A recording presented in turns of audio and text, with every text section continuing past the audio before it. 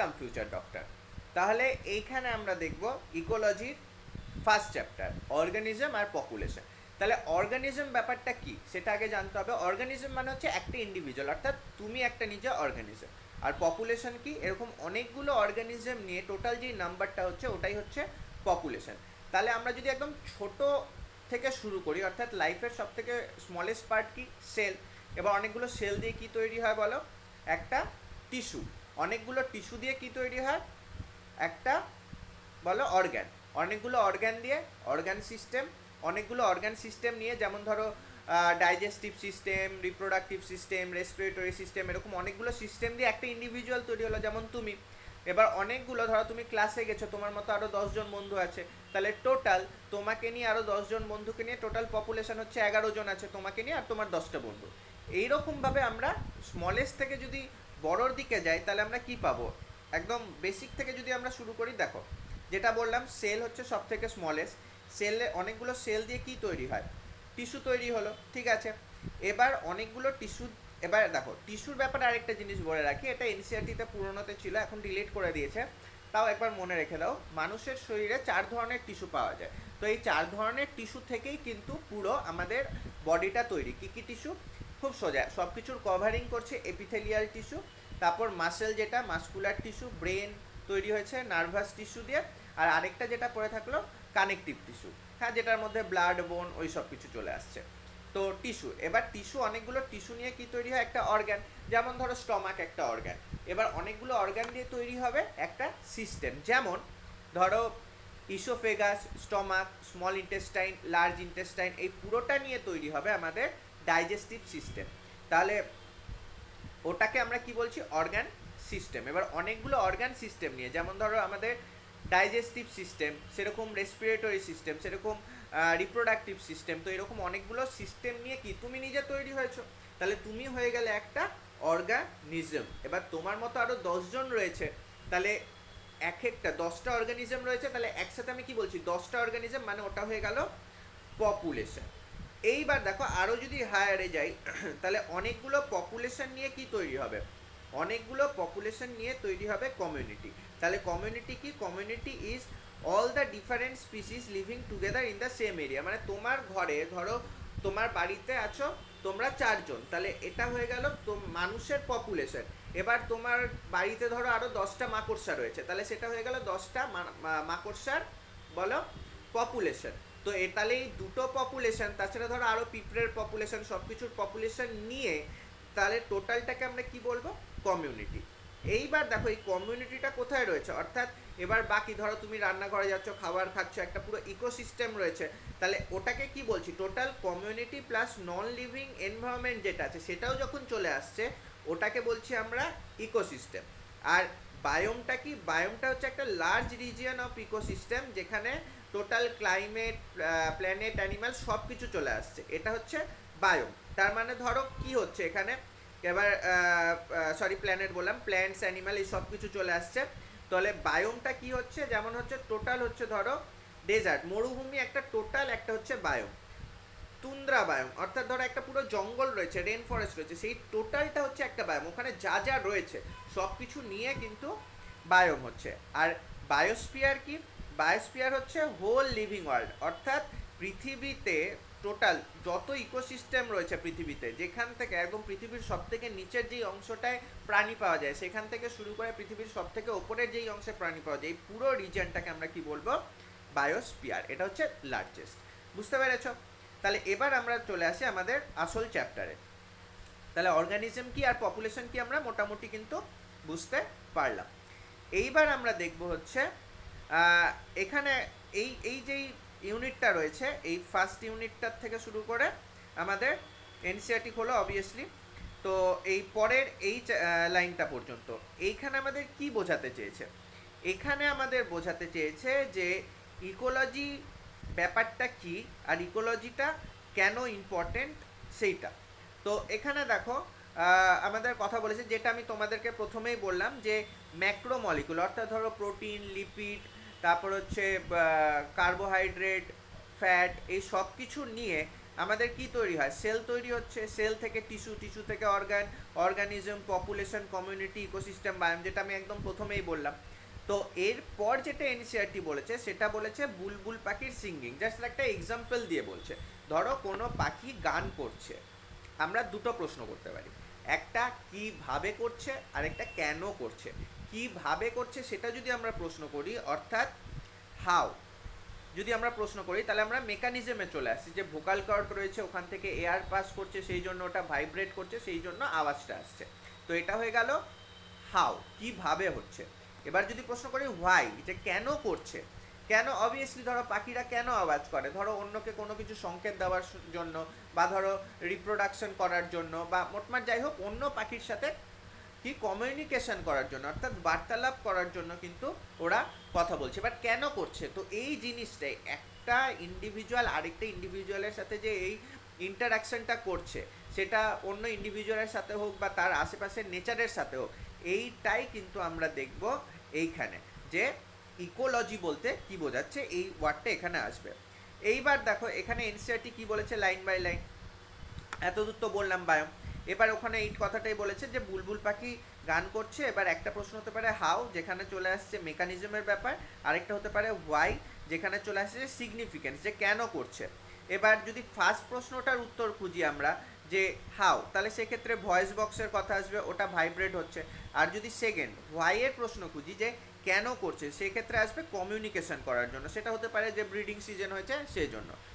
এইবার দেখো এখানে বেশ কিছু প্রশ্ন করেছে, যে এই প্রশ্নগুলো, যে নেচারে অ্যাকচুয়ালি যেটা হয় সব কিছুর কিন্তু কারণ থাকে, যে রাতের বেলা যেই ফুলগুলো ফোটে সেগুলো কেন সাদা হয়, প্রথম প্রশ্ন ওটাই করেছে, why night blooming flower are white. বা বলেছে যে হাউ ডাজ দ্য বি, মানে মৌমাছিরা কিভাবে বোঝে যে কোন ফুলে নেকটার আছে। বা ধরো ক্যাকটাসের কেন কাটা থাকে, থ্রন থাকে। বা ধরো মুরগির বাচ্চা তার মাকে কিভাবে চেনে। তো এই সবকটা প্রশ্নের যদি আমরা উত্তর খুঁজি, যেমন প্রথম প্রশ্নটা বলেছে, এগুলো দেখে হয়তো তোমার মনেই হতে পারে যে এগুলো তো খুব ইজি জিনিস, মানে বাচ্চাদের জিনিস। হ্যাঁ, এগুলো অবভিয়াসলি বাচ্চাদের জিনিস, কিন্তু যাও যেহেতু এনসিআরটিতে আছে, তো আমাদের কিন্তু প্রত্যেকটা লাইন বাই লাইন করতেই হবে।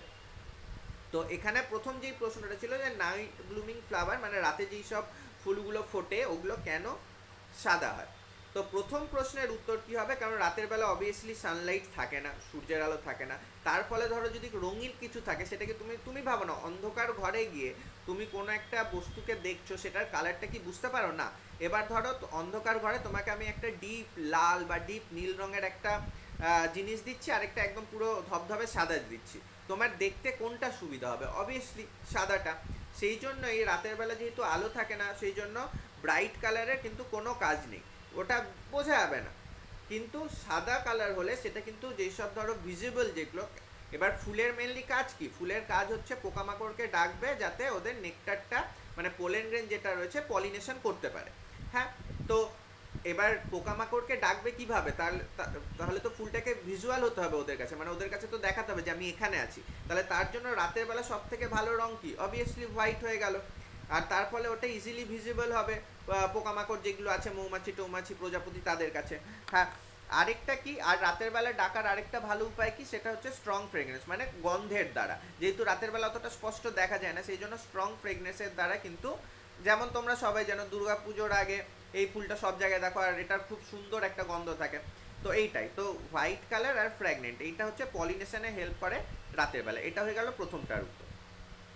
এবার যদি দ্বিতীয়টার উত্তর দেখি, how does the bee knows, এবার প্রজাপতি মৌমাছিরা কিভাবে বোঝে যে কোন ফুলে নেকটার আছে। প্রথম কথা, ওদের একটা স্পেশাল ভিশন থাকে, সেটা হচ্ছে ইউভি ভিশন। তো এই নেকটার গাইডেড ইউভি ভিশনের মাধ্যমে কিন্তু ওরা বুঝতে পারে, যেমন আমরা ফুল কীরকম দেখি, এরকম এরকম দেখবো, এবার ওরা রাতের বেলাতে বা দিনের বেলাতে যাই হোক, ইউভি ভিশনের মাধ্যমে কিন্তু এরকমভাবে দেখে।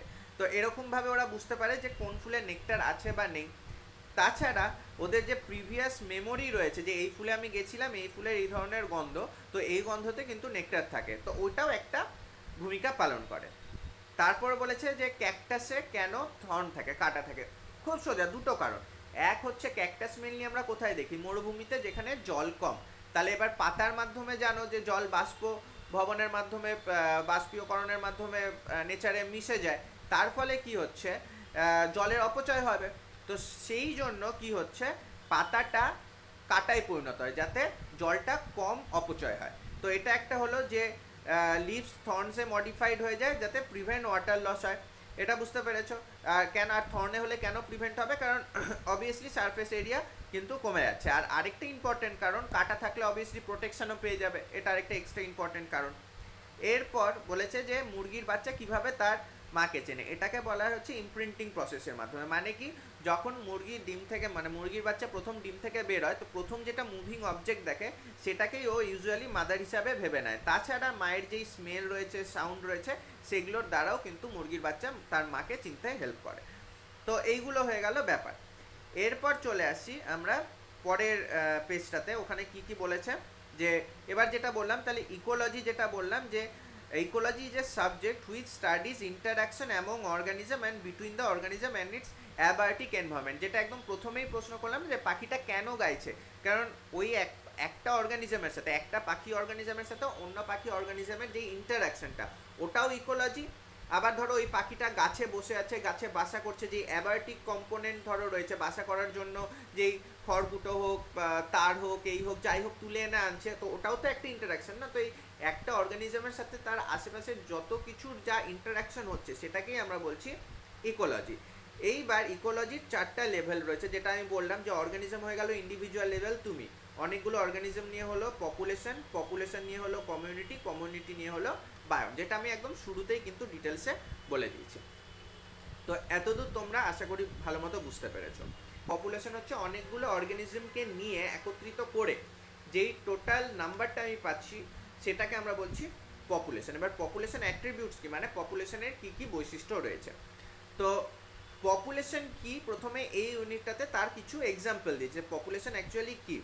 তো ইন নেচার যেটা বলেছে যে আমরা রেয়ারলি দেখি isolated single individual any species, যে মেজরিটি তোমরা দেখবে কি সবাই গ্রুপে থাকে। যেমন ধরো চারিদিকে দেখো না, তোমরা চারিদিকে যা দেখতে পাচ্ছ, যেমন মানুষ গ্রুপে থাকছে, পরিবার, রাস্তায় বেরো কুকুর, কুকুরও দেখবে এক একটা পাড়াতে কিন্তু এক একটা গ্রুপ অফ কুকুর থাকে, যে এই পাড়ায় এই কয়েকটা কুকুর, ওই পাড়ায় ওই কয়েকটা কুকুর, এমন নয় যে একটা পাড়ায় একটা কুকুর, সেটা হয় না, রেয়ার।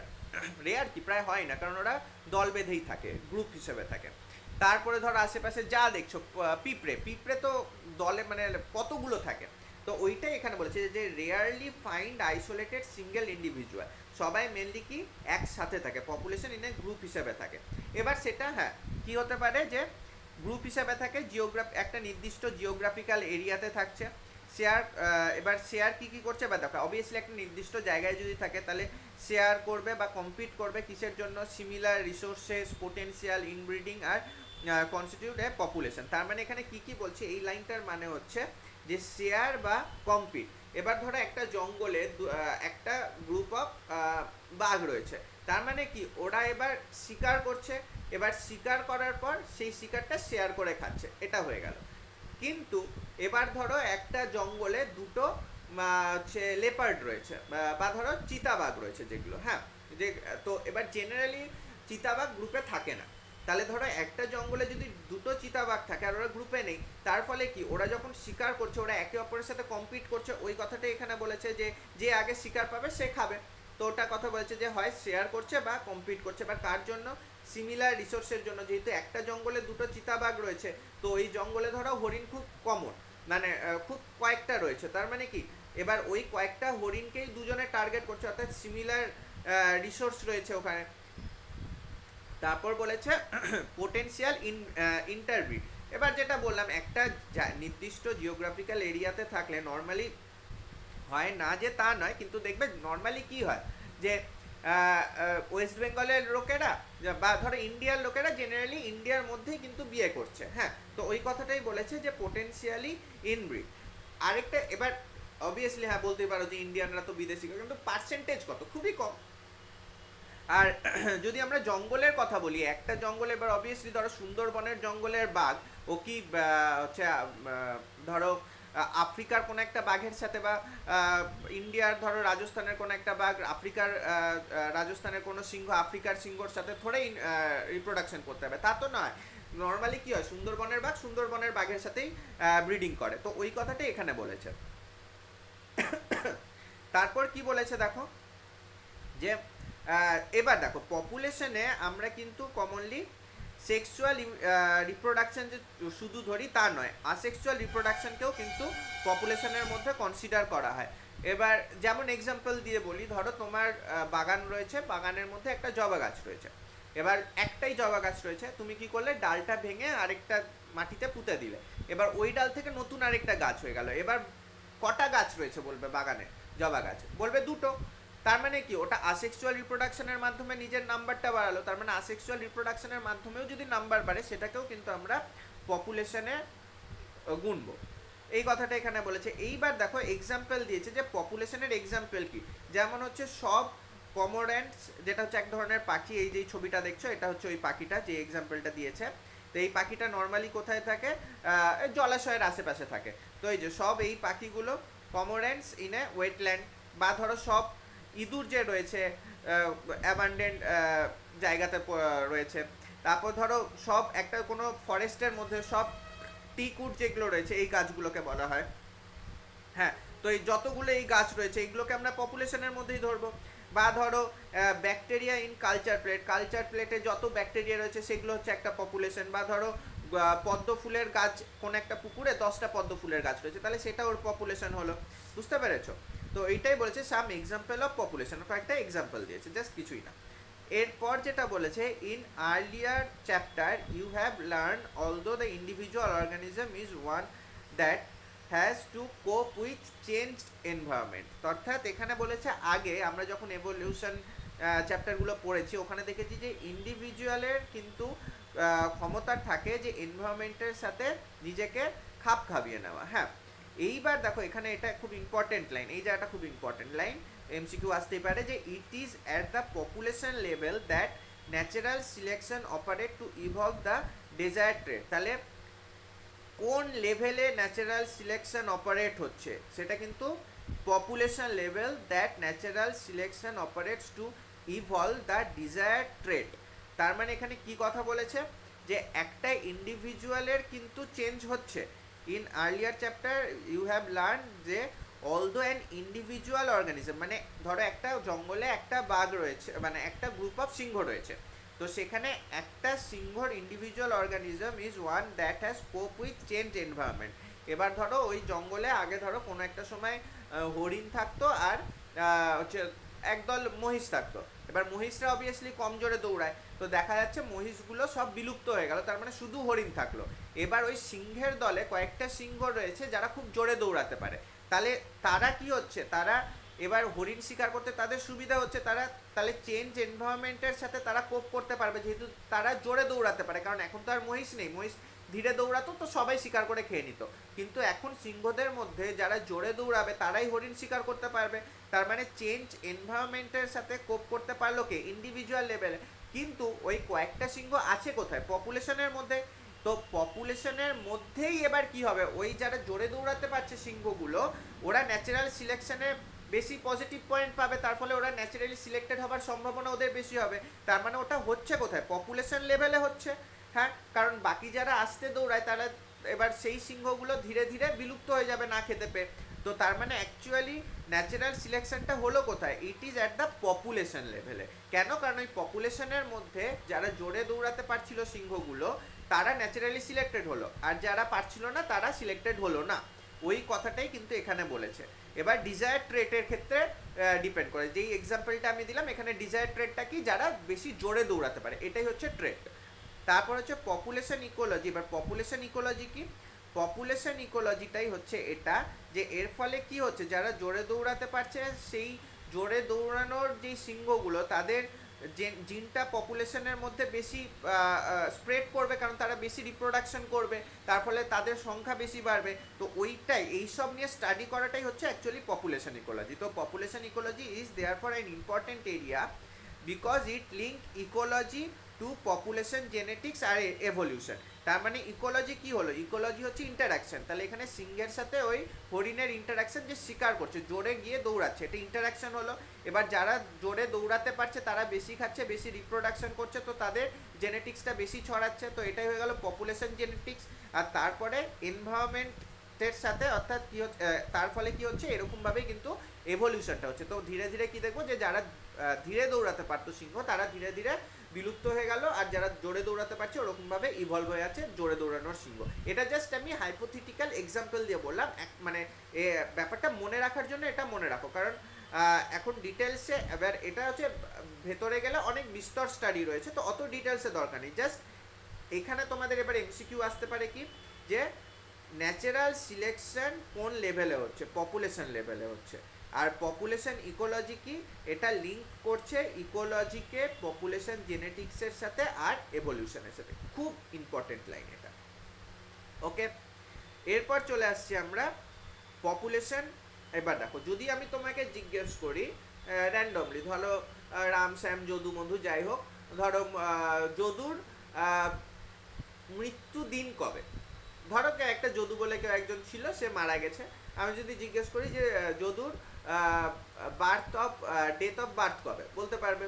ডেথ অফ ডেথ কবে, সেটাও বলতে পারবে, কবে মরেছে কবে জন্মেছে। কিন্তু আমি যদি জিজ্ঞেস করি যে ধরো ইন্ডিয়ার যে পপুলেশন, তাদের ডেথ অফ বার্থ কবে, বলতে পারবে না।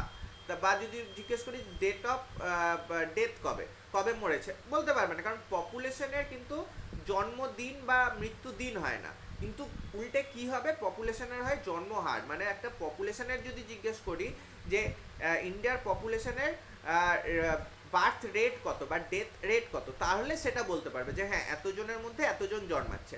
তাহলে ওইগুলোই হচ্ছে আমাদের অ্যাট্রিবিউশন, পপুলেশন অ্যাট্রিবিউট, মানে কিছু বৈশিষ্ট্য পপুলেশনের। তাহলে এখানে ওইটাই বলেছে যে population has certain attribute individual অর্গানিজমের যেটা থাকে না, যেমন হচ্ছে বার্থ রেট আর ডেথ রেট। আমি যদি জিজ্ঞেস করি যে যদুর বার্থ রেট কত, বলতে পারবে না। যদুর কি থাকবে, ডেট অফ বার্থ থাকবে, আর পপুলেশনের থাকবে হচ্ছে বার্থ রেট। হ্যাঁ, ডেথ রেট থাকবে পপুলেশনের। In population this rate there for per capita, মানে প্রতি পপুলেশনে কতজন করে জন্মাচ্ছে সেটা আমরা দেখছি পার ক্যাপিটা। হ্যাঁ, তাহলে এবার এটা ইনক্রিজিং হতে পারে বা ডিক্রিজিং হতে পারে। যেমন ধরো এখানে এক্সাম্পল একটা দিয়েছে, খুব ভালো এক্সাম্পল, মন দিয়ে শোনো। একটা পুকুর আছে, পুকুরে টোটাল 20টা পদ্ম গাছ আছে। এবার 20টা পদ্ম গাছের মধ্যে টোটাল 8টা নতুন আরও পদ্ম গাছ অ্যাড হলো। হ্যাঁ, তাহলে টোটাল পদ্ম গাছের পপুলেশন কত হবে, 20টা ছিল, 8টা অ্যাড হলো 28টা, একদম সিম্পল। এবার এই ঘটনাটা কত দিনে ঘটেছে, 1 বছরে ঘটেছে। এবার যদি তাহলে আমি জিজ্ঞেস করি যে বার্থ রেট কত, তাহলে 20টা আগে ছিল আর 8টা নতুন জয়েন হলো আর 1 বছরের মধ্যে, তাহলে কত হচ্ছে, 0.4 হচ্ছে বার্থ রেট পার ইয়ার ওই পুকুরে পদ্ম গাছে। বুঝতে পেরেছ? ইফ, এবার এখানে আরেকটা এক্সাম্পল দিচ্ছি, if 4 individual in a laboratory population, 4 individuals in a laboratory population of 40 fruit fly diet. এবার এখানে বলছে 40টা ফ্রুট ফ্লাইয়ের মধ্যে 4 জন মারা গেল, তাহলে ডেথ রেট কত হবে। এবার এখানে পার উইকে বলেছে, এখানে দেখো diet during a specified time interval, যেটা বলে দিয়েছে 1 সপ্তাহে মারা গেছে। এবার দেখো, যখনই আমি রেট বলবো বা কোনো কিছু রেট বলবো, সেখানে টাইমিংটা কিন্তু একটা খুব বড় ফ্যাক্টর। আমি 1 বছরে কতজন মারা গেছে দেখছি না 1 সপ্তাহে কতজন মারা গেছে। যেমন এর আগেরটা বললো যে 1 বছরে, এইটা আবার বলেছে যে পার উইকে। তাহলে পার উইকে যদি আমার 4 জন মারা যায় 40 জনের মধ্যে, তাহলে কত হবে, 4/40, এটা হয়ে গেল 0.1। এটা কিন্তু কিসে হলো, পার উইকে। অর্থাৎ এটাই যদি আমি 1 মাসে জানতে চাই, তাহলে 4 দিয়ে গুণ করে দেবো, কারণ 1 সপ্তাহে যদি 0.1 মৃত্যু হার হয়, তাহলে 4 সপ্তাহে কত হবে, 0.4। তার মানে 4 সপ্তাহ মানে 1 মাস, তো তাহলে 1 মাসে কত হচ্ছে, 0.4। আর এটাই যদি আবার জিজ্ঞেস করি যে 12 মানে 1 বছরে কত হচ্ছে, তাহলে আবার এটার সাথে 1 মাসে যদি 0.4 হয়, তাহলে এটার সাথে 12 গুণ করে দিলেই আমি বছরে পেয়ে যাব। তো এই জিনিসটা কিন্তু মনে রাখতে হবে। আরেকটা খুব ইম্পর্টেন্ট জিনিস, যদু ছেলে নামে, অবভিয়াসলি বলবে ছেলে।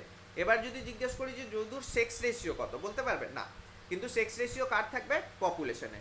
তো নর্মালি কতজন ছেলে আছে কতজন মেয়ে আছে, এই যে অনুপাতটা, আর মেনলি সেক্স রেশিও আমরা নর্মালি কিসে সবসময় মাপি, নর্মালি সেক্স রেশিও আমরা সবসময় মাপবো হচ্ছে, দেখো এখানেও বলেছে যে প্রতি 1000 জন ছেলে, ধরো কিছু বলে দেয়নি তোমাকে, তাহলে প্রতি 1000 জন ছেলের জন্য কতগুলো মেয়ে আছে, সেটা হচ্ছে সেক্স রেশিও। মানে ধরো আমি যদি তোমাকে র্যান্ডমলি একটা প্রশ্ন দিই যে ধরো 95টা মেয়ে আছে একটা জায়গাতে আর 100টা ছেলে আছে, তাহলে সেক্স রেশিও কত হবে, 95:100 বলবে না, কত বলবে 950:100। তার মানে তুমি সবসময় আমাকে প্রতি 1000 জন ছেলের মধ্যে, নর্মালি তাই হয়, নর্মালি 1000 জন ছেলেতে সবসময় বের করে নিই। তো এটা কিভাবে বের করবে? খুব সোজা ঐকিক নিয়ম।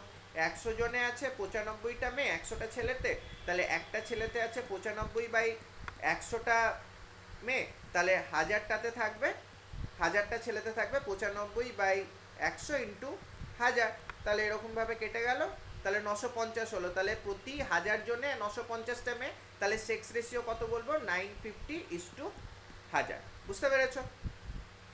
তো এখানে কিন্তু ওটাই বলেছে যে সেক্স রেশিও এটা। এরপর দেখো কি বলেছে, যেমন এখানে বলেছে যে 60, এবার দেখো এটা যখন আমি রেশিওতে বের করলাম, এবার যদি তোমাকে পার্সেন্টেজে বলে দেয়, তাহলে পার্সেন্টেজ কিন্তু সবসময় আবার 100তে হয়। তাহলে এখানে 100তে যদি হয়, তাহলে এবার 100টা টোটাল কি, 100টা কিন্তু টোটাল ছেলে নয়, 100টা হচ্ছে টোটাল পপুলেশন। তাহলে এইখানে আমি যদি বলি যে 95টা মেয়ে ছিল আর 100টা ছেলে ছিল, তাহলে টোটাল পপুলেশন কত হলো 195। তাহলে 195 মেয়ে আছে 95, তাহলে পার্সেন্টেজ যদি বের করতে হয়, তাহলে 100তে কতজন আছে বের করতে হবে, তাহলে একে আছে 95/195, আর 100তে থাকবে ইন্টু 100, তাহলে এটা হয়ে যাবে আবার পার্সেন্টেজ। তো এবার সেক্স রেশিও চাইছে না সেক্স পার্সেন্টেজ চাইছে সেটা দেখতে হবে। যেমন এখানে এক্সাম্পল দিয়েছে 60% অফ পপুলেশন আর ফিমেল, তাহলে অবভিয়াসলি 40% হয়ে যাবে মেল। বুঝতে পেরেছ? খুব ইজি জিনিস। এরপর আমরা দেখব হচ্ছে এখানে কি কি বলেছে। এবার population at any given time and is composed of individual of different ages. এবার আমরা সেক্স দেখলাম যে একটা পপুলেশনের সেক্স থাকে, এবার এজও থাকে, কারণ একটা ধরো ইন্ডিয়ার পপুলেশন যদি বলি, ধরো 0 থেকে মানে 1 থেকে 10 বছরের মধ্যে কতজন আছে, 10 থেকে 20 বছরের মধ্যে কতজন আছে, 20 থেকে 30 বা একদম ধরো বয়স্ক কতজন আছে 60 বছরের উপরে, সেগুলোর এটাও আলাদা আলাদা হবে। তো ওইটাকেই আমরা বলি, যখন এজ হিসাবে আমরা একটা গ্রাফ আঁকি, ওটাকে বলি আমরা এজ পিরামিড। মানে কিরকমভাবে আঁকি, খুব সোজা জিনিস। ধরো আমি যদি তোমাকে বলি একটা জায়গায় টোটাল 1000 জনের পপুলেশন আছে, তার মধ্যে ধরো 10 জন হচ্ছে 0 থেকে 10 বছরের মধ্যে, হ্যাঁ, বাকি হচ্ছে ধরো ধরে নিলাম 0 থেকে 10 না, আরও সোজা করার জন্য করি যাতে সুবিধা হয়, 1000 জন আছে। এবার এই 1000 জনের মধ্যে 0 থেকে 20 বছরের মধ্যে আছে ধরে নিলাম টোটাল 300 জন, আর 20 থেকে 40 বছরের মধ্যে আছে 600 জন, আর 40 থেকে বাকি ধরো একদম 100 বছরের মধ্যে আছে, তাহলে কতজন হবে 6 7 8 9 100 জন। তাহলে এর যদি পিরামিড আঁকতে হয় কিভাবে আঁকবে, প্রথমে 0 থেকে 20 বছর লিখবে, তারপরে 20 থেকে 40 বছর লিখবে, তারপরে 40 থেকে 100 বছর লিখবে। এবার যেই ভলিউমটা আছে সেই ভলিউমের অনুপাতে তোমাকে একটা বক্স আঁকতে হবে। যেমন 100 জন আছে, তো 100 জনের মোটামুটি এই ভলিউম যদি হয়, তার উপরে 20 থেকে 40 আছে, তাহলে তার 6 ভলিউমের মানে 6 গুণ বেশি ভলিউমের হচ্ছে এটা হবে। আর তার উপরে কি আছে 40 থেকে 100 জন আছে মাত্র 100 জন, তো এটা আরও ছোট হবে। তাহলে এই যে একটা স্ট্রাকচার হলো, এইটাকে আমরা বলছি এজ পিরামিড। বুঝতে পেরেছো? তো এইটাই দেখো এখানে আরও সুন্দরভাবে দেওয়া আছে। এই যে এটা ধরো প্রি রিপ্রোডাক্টিভ এজ, মানে ধরো মোটামুটি 0 থেকে মানে যারা রিপ্রোডাকশন করছে না তাদের পপুলেশন দেখো এইখানে অনেক বেশি। তো যত আমরা রিপ্রোডাক্টিভ এজের কাছে আছি তাদের সংখ্যা কমছে, সেই জন্য দেখো বক্সের ভলিউমটাও কিন্তু কমছে, হ্যাঁ। আর পোস্ট রিপ্রোডাক্টিভ এজ মানে যারা বয়স্ক, যারা বাচ্চা করবে না, তাদের সংখ্যা দেখো আরও কম। তার মানে এই পপুলেশনে আমি বলতে পারি র্যান্ডমলি ভাবে আর কি, যে প্রি রিপ্রোডাক্টিভের বাচ্চা যদি থাকে মোটামুটি ধরো 1000 জন, তাহলে রিপ্রোডাক্টিভ রয়েছে মোটামুটি ধরো 500 জন, আর পোস্ট রিপ্রোডাক্টিভ রয়েছে ধরো 100 জন, কারণ এখানে আমি ভলিউমটা অনেক কম দেখছি সেজন্য এটা কম। 500 জন হচ্ছে রিপ্রোডাক্টিভ, আর এখানে 1000 জন, কারণ প্রি রিপ্রোডাক্টিভ আরও অনেক বেশি। তার মানে নর্মালি এখানে কি ভাবা যাচ্ছে যে এর পরে যেই প্রি রিপ্রোডাক্টিভ ফেজে যারা রয়েছে ওরা যখন রিপ্রোডাক্টিভ ফেজে পৌঁছাবে ওরা আরও বেশি বাচ্চা দেবে, তার মানে এই পপুলেশনটা কি ধীরে ধীরে আরও বাড়ছে, সেই জন্য এটাকে আমরা বলছি এক্সপ্যান্ডিং পপুলেশন। বুঝতে পেরেছো? আর স্টেবল কখন বলবো, যখন রিপ্রোডাক্টিভ আর প্রি রিপ্রোডাক্টিভ মোটামুটি ইকুয়াল হবে। যেমন এখানে দেখো এই রিপ্রোডাক্টিভ আর প্রি রিপ্রোডাক্টিভ এই জায়গাটা মোটামুটি কিন্তু ইকুয়াল, অর্থাৎ যতজন রিপ্রোডাক্টিভ ফেজে রয়েছে ওরা সমান সংখ্যক বাচ্চা দিচ্ছে। অর্থাৎ 10 জন যদি রিপ্রোডাক্টিভ ফেজের হয় তো সেখানে 10টা বাচ্চাই কিন্তু হচ্ছে, তার মানে পরবর্তীতে আমরা যদি ক্যালকুলেট করি এই 10টা বাচ্চাও পরবর্তীতে 10টা বাচ্চাই দেবে, সেই 10টা বাচ্চা আরও পরবর্তীতে 10টা বাচ্চা দেবে, তার মানে এখানে কি এই পপুলেশনটা স্টেবল, না বাড়ছে না কম হচ্ছে। আরেকটা হচ্ছে ডিক্লাইনিং, এখানে দেখো যেগুলো রিপ্রোডাক্টিভ ফেজে রয়েছে, 10জন যদি রিপ্রোডাক্টিভ ফেজে রয়ে তাহলে প্রি রিপ্রোডাক্টিভে কম বাচ্চা, মানে এরা কিন্তু কম বাচ্চা তৈরি করছে, তার মানে 10জন থাকলে এখানে 5টা বাচ্চা, তার মানে পরবর্তী জেনারেশন আরও কম তৈরি করতে পারে, তার মানে ধরো তারা 3টে করবে তারপরে 2টো করবে, তার মানে কি এখানে পপুলেশনটা ধীরে ধীরে কম হচ্ছে। তো এটা হচ্ছে ডিক্লাইনিং। এটা কিভাবে বুঝবো? এটা আমরা মেনলি বুঝবো হচ্ছে এই রিপ্রোডাক্টিভ আর প্রি রিপ্রোডাক্টিভ ফেজে। যখন দেখবো যে প্রি রিপ্রোডাক্টিভ ফেজের থেকে বড়, অর্থাৎ এরকমভাবে আছে, তখন ওটা হবে এক্সপ্যান্ডিং। যখন এটা সমানভাবে আছে ওটা হবে স্টেবল, আর যখন এরকমভাবে আছে নিচের দিকে কম হচ্ছে ওটা হচ্ছে ডিক্লাইনিং। আমরা কিন্তু পোস্ট রিপ্রোডাক্টিভ দেখবো না, কারণ ওটা নর্মালি সবসময় কিন্তু ছোট থাকে। কেন? অবভিয়াসলি যত বয়স বাড়বে তত মৃত্যুর হার তত বাড়ে না। ধরো একজন 40 থেকে 50 বছর বয়সে পৌঁছাচ্ছে, ওখানে যত না মৃত্যুর হার হবে, একজন 90 থেকে 100 বছরে পৌঁছাচ্ছে, ওখানে মৃত্যুর হার অনেক বেশি হবে। ওটা নর্মাল ন্যাচারাল ব্যাপার, সেই জন্য ওটা সবসময় কিন্তু এই দিকটা এরকমই হয়, ওপরের দিকটা। তো ওপরের দিকটা দেখে আমি গ্রাফটা দেখবো না, আমরা সবসময় দেখবো নিচের এই পার্টটা। এটা যদি এক্সপ্যান্ড করে তার মানে এক্সপ্যান্ডিং, এটা যদি সমান থাকে তাহলে এটা স্টেবল, আর এটা যদি এরকমভাবে সংকুচিত হয় নিচের দিকে তাহলে এটা ডিক্লাইনিং। বুঝতে পেরেছো? এইটাই বলেছে এইখানে। তো এরপরে আমরা পরের লেকচারটাতে আরও কয়েকটা অঙ্ক করব, সেগুলো হচ্ছে এই পপুলেশনের অঙ্ক, আর বাকি এই যে পার্টটা রয়েছে এইটা আরও দেখব। Thank you.